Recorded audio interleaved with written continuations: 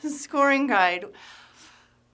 You know, I think back to when I was in the classroom and using rubrics with my students and not wanting it to be a surprise, you know, after everything's been said and done. This is what you were supposed to do, you know, it's having that at the forefront. Well, the scoring guide, it had 3 sections that I was familiar with. The one where it's talking about how to understand your score.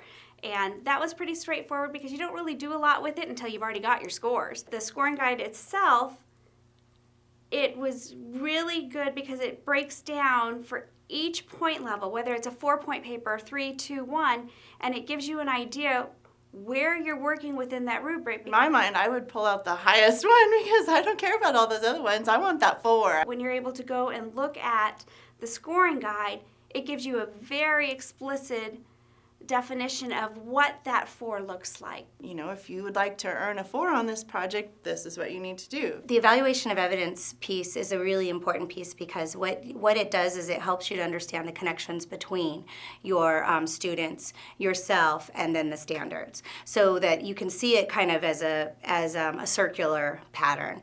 I remember going through and trying to see where do I fit in to this and where do my students fit in, and then how do I get the standards to connect to all of that. It's awfully difficult. It's kind of like juggling. You've got the rubric on one hand, you've got the standards on the other, and then you've got the prompts.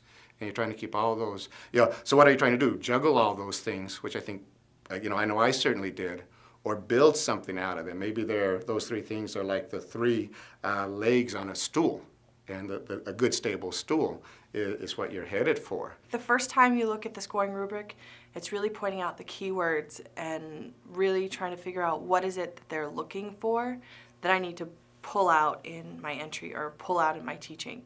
As funny as it is a lot of times you don't think about it until you're already going through and writing all of your work because you're thinking that you need to focus on what they're telling you that you need to do.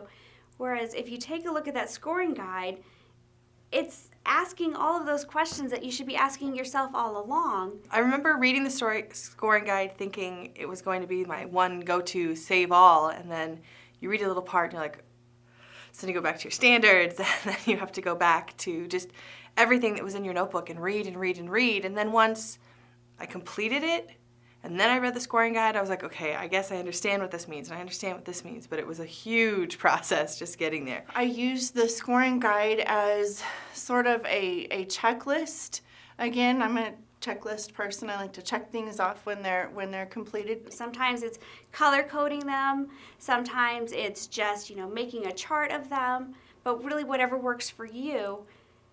But just becoming familiar with them and knowing that they're there and not waiting until the last minute to say, hey, now let's check all of your work with this document, because by then it is overwhelming. But to realize that's something that's there to help you all the way through, not just at the end. It's helpful because I had my mom and my sister read my entries for me, someone who was not in the process and could look at it from a different view, and I gave them the scoring guide and my portfolio and said, okay, tell me what you think. And I thought it was easy for them to read it and kind of see if I was doing what I was hoping to get done.